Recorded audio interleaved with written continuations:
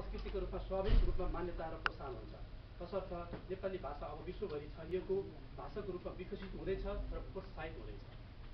नेपाली भाषी संसारको जुन कुनामा रहे पनि, जुन राष्ट्रियता धारण गरे पनि, तिनको अभिव्यक्ति माध्यमका नाताले नेपाली भाषा र साहित्यको विकास क्रमसँग जोडिएका छन्।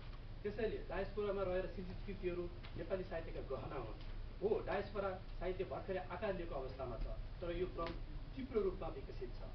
संसारको जुन कुराबाट प्रकाशन प्रसारण हुने भए पनि blog, website, online radio, video clips र अन्य प्रकाशनहरू नेपाली साहित्यको विकास र विस्तारमा सहयोगी रहन्छन्। यस सन्दर्भमा उत्तर अमेरिका, युरोप, खाडी, दक्षिण पूर्वी एसिया, पेसिफिक क्षेत्रको साहित्यिक योगदान उत्साहजनक छ। यी क्षेत्रमा नेपालीको सङ्ख्या पनि तीव्र गतिमा छ। त्यस्तै अफ्रिका र दक्षिण अमेरिकामा समेत नेपालीहरूको पेशागत सफलताका समाचारहरू आइरहेका छन्।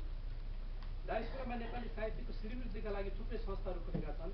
एक प्रकारले संस्था गठनमा होडबाजी नै चलेको छ, जुन हामी सबैलाई थाहा भएको कुरा हो। खास गरी अन्तर्राष्ट्रिय नेपाली साहित्य समाजको योगदान प्रशंसनीय र विवेचनीय छ।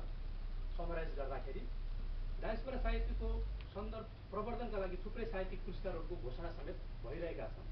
सारांशमा भन्दा प्रवासका नेपालीहरूको एकताको सूत्र नेपाली भाषा साहित्य भएको छ, उनीहरूको विविधतामा एक पहिचानको अनुबन्धनका रूपमा। डायस्पोरा साहित्यको अर्को चाखलाग्दो पक्ष के हो भने यसले नेपाली भाषा साहित्यलाई नवीन ढङ्गले धनी बनाएको छ। यी डायस्पोरिक साहित्यकारहरूले आफ्नो शिक्षा, संस्कार र सिप नेपालमा पाएका भए पनि तिनीहरूको विदेश कर्मले नयाँ कुराहरू सिकेका छन्। डायस्पोराका लेखकहरू नयाँ वातावरणमा पुनर्निर्मित र विनिर्मित रिम्यानुफ्याक्चर्ड भएर आप्रवासी बनेका छन्। विभिन्न परिवेशको संस्कृति, भाषा, धर्म र जातिहरूसँग संसर्ग र अन्तर्क्रियाले ती नयाँ किसिमबाट विकसित हुन्छन्। तिनले आफ्नै नेपाली संस्कृति, पहिचान, समुदाय र भाषालाई नवीन ढङ्गले अवलोकन र समीक्षा गर्छन्। आफ्नो जातीय र भाषिक परिचयको पोषण, प्रतिरोध र पुनर्व्याख्या गर्छन्। जसले गर्दा नेपाली भाषा अझ परिष्कृत र सुदृढ हुन्छ, जुन अवसर नेपालका लेखकहरूले सामान्यतया पाएका हुँदैनन्। भाषा साहित्यको विकासमा आर्थिक पक्ष एक महत्त्वपूर्ण सहयोगी तत्त्व हो।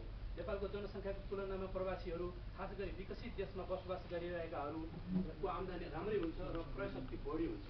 हामी डायस्पोरामा बस्नेहरूले नेपाली सिर्जनाहरू किनिदिने हो भने व्यवसायिकता बढ्छ र अन्तत्वगतवा स्तरीयता पनि बढ्दै जान्छ। डायस्पोराका नेपाली साहित्यकारहरूले नेपाली भाषा साहित्यलाई मात्र होइन, आफू रमाएको समुदायको भाषा साहित्यमा पनि योगदान गर्न सक्छन्। नेपाली भाषा साहित्यबाट दिने र उनीहरूबाट लिने गर्न सक्छन्। जसले गर्दा नेपाली भाषा साहित्यलाई अन्य अन्तर्राष्ट्रिय भाषा साहित्यसँग चिनाउने र अन्तर्राष्ट्रिय स्तरमा सहकार्य गर्न सकिन्छ। यस सन्दर्भमा बेल्जियमको नेपाली डायस्पोराले स्थानीय भाषा साहित्यसँग गरेको सहकार्य डायस्पोरिक नेपाली साहित्यको विकास क्रममा उल्लेखनीय रहेको छ। बेल्जियमको सिन्ट्रोइडेनमा 26 जनवरी 2011मा सम्पन्न भएको फ्रिज नेपाल र ल्युभेनमा 25 अप्रिल 2014 को मुभिङ इमोसन्स कार्यक्रमका प्रमुख दर्शक श्रोता स्थानीय नागरिकहरू रहेका थिए। त्यो कार्यक्रमको बारेमा चाहिँ अलिकति मेरो विचारमा म बेल्जियममै भएको नाताले 1-2 मिनट बढी लिएर म के भनौँ भने अघि हाम्रो संस्थापक अध्यक्ष बच्चाजीले पनि भन्नुभएको थियो कि नेपाली साहित्यकर्मीहरू त्यहीको स्थानीय समुदायसँग घुलमिल भएर प्रस्तुत भएको घटना संसारमा विरलै छ।